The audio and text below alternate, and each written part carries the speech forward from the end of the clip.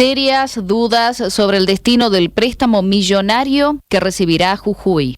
Con la venia de la legislatura y las alianzas conformadas con el Partido Justicialista local, Morales consiguió algún tiempo atrás un permiso para endeudarse por 6.000 millones de pesos, aunque el pedido tramitado solo se concretó por la mitad de ese monto, 3.000 millones de pesos. La cuantiosa suma contribuirá a acrecentar la deuda que mantiene Jujuy tras los numerosos pedidos gestionados ante entidades crediticias para proyectos productivos que jamás vieron la luz.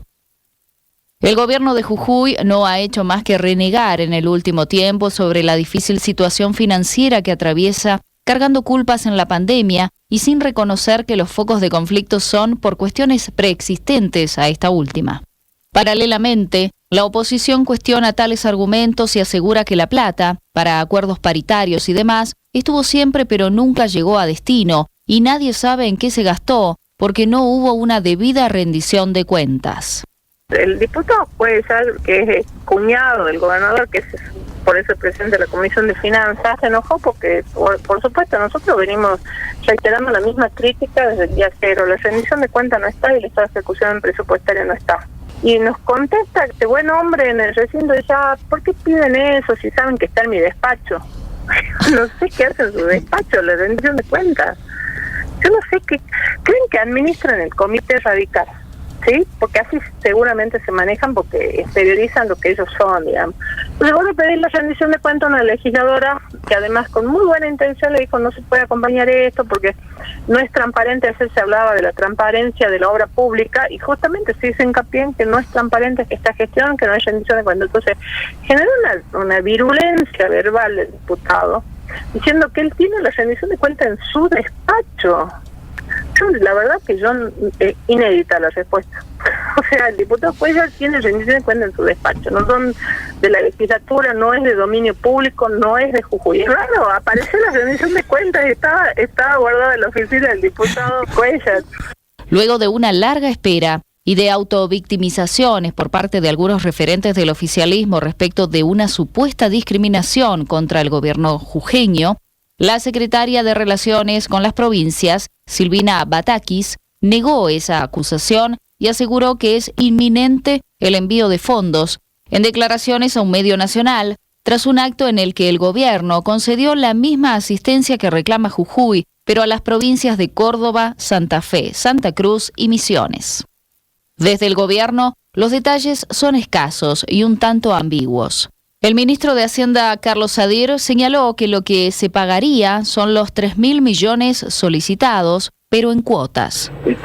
Ya tenemos información de que se van a asignar los recursos que hemos pedido y bueno, estamos en los últimos trámites que serían, bueno, ya formalizar el préstamo a través de la firma del convenio con Nación. Así que bueno, estamos en eso.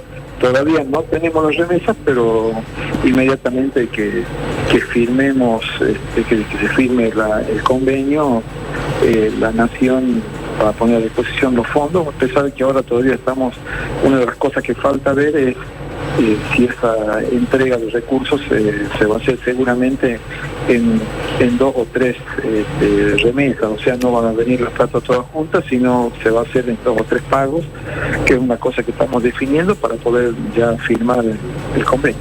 Tenemos como hablado, ahora falta eso obviamente materializarlo en el convenio y sí, seguramente como también está pasando con el resto de las provincias, se asigna el monto, pero luego se hace el pago, se hace en 2 veces por lo menos. En la mayoría de los casos en las provincias se está haciendo en 2 veces.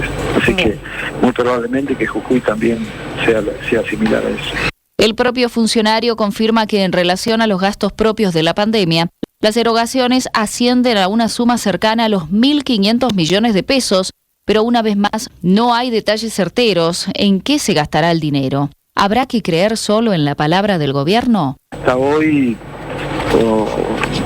podríamos decir que estamos en el orden de los 1.500 millones de pesos aproximadamente por el tema así específico de COVID, a pesar de que esto es, por eso digo, es dinámico, no termina porque así como vamos gastando eso, ya estamos también ahora en el trámite de comprar más test el tema de seguir haciendo obras en algunos hospitales o cuestiones que tienen que ver con la salud, obviamente también en el trabajo de la compra de materiales, de elementos de seguridad que normalmente viene requiriendo salud, así que en verdad hasta te podría decir que hasta hace unos días la erogación ha estado en el orden de los 1.500 millones, pero bueno, estamos constantemente gastando y seguramente va a seguir subiendo. Lo cierto es que el dinero aún no se ha desembolsado y hay quienes estiman que esta suma, que se enmarca en los 120.000 millones de pesos que el gobierno nacional destinó para asistir a las provincias en compensación a las pérdidas que ocasionó el aislamiento, no superaría los 100.000 millones para Jujuy debido a la desconfianza en el manejo financiero. Los criterios para el otorgamiento del crédito son variados, pero básicamente se observan las condiciones de pobreza previa de las provincias, el déficit fiscal de cada distrito y el impacto de la pandemia, aunque aquí entra otra cuestión clave, la información financiera. Están pidiendo al gobierno de Jujuy los mismos requisitos que le piden al gobierno de San Juan, al de Chubut, al de La Rioja, al de Tucumán, al que fuera. Exactamente los mismos requisitos le están pidiendo al gobierno de Jujuy. Sí. La diferencia es que el gobierno de Jujuy no cumple con ninguno de los requisitos. Entonces, o por lo menos no cumple con gran parte de los requisitos. ¿Cuál sería el eje de esos requisitos? Señor Morales, por favor, explíqueme. La rendición de cuenta, la rendición de cuenta, digamos, en qué se gastó la plata digamos, el cuadro de deuda de Jujuy, bien, o sea, vos cuando vas a pedir un crédito, para que la gente nos entienda claramente, o sea, se va a pedir un crédito, el banco te dice, bueno, dígame, ¿cuál es su solvencia? ¿Qué capital tienen? ¿Cuáles son sus recursos? ¿Cuáles son sus ingresos permanentes? Si tiene deuda en otros lados, qué tipo de deuda tiene en otros lados, con qué instituciones, de qué manera, si la está pagando o no la está pagando, digamos. Esto es como cuando entran en el Veraz, digamos, vos querés tomar un crédito o querés comprar algo y te entran en el Veraz y dice, bueno, pero esta persona debe la tarjeta de crédito, tiene cortado el crédito, no, bueno, en esa situación está la provincia de Jujuy, o sea, está en rojo donde vos entrás a los registros y los créditos que se han comprometido, digamos, no están respaldados. Entonces, vas a pedir otro crédito y bueno, los requisitos para solventar eso, ¿de qué manera los vas a devolver? ¿En cuánto tiempo? ¿Con qué recursos? ¿De dónde vas a sacar los recursos? Eso es lo que no tiene una respuesta concreta. No dudo de que hayan presentado, digamos, esa información para pedir el crédito, pero no es suficiente las respuestas. ¿Por qué? Porque Jujuy está excesivamente endeudado, ha sido la segunda provincia que más deuda ha tomado después de provincia de Buenos Aires. Si todo se da como espera el gobierno, el dinero llegará a Jujuy, aunque una vez más sin el detalle respecto de cómo se empleará. Los gremios ya advierten la falta de diálogo y le exigen al gobierno que el dinero no se pierda en proyectos que no dan rentabilidad, en gasto político o en planes de dudosa efectividad. La crisis de la pandemia obliga a abrir las negociaciones salariales y al Ejecutivo Provincial se le comienzan a acabar las excusas. El gobierno no transparenta los números, sobre todo los costos de la planta. Esto ya pasa evidentemente a ser una política, una forma de trabajo del gobierno, no convocar, decidir unilateralmente y generar zozobra permanente en los trabajadores. Y esto no es desde la pandemia, es desde siempre, con la excusa de la pandemia. Entendemos que es una excusa porque es una situación previa a la pandemia.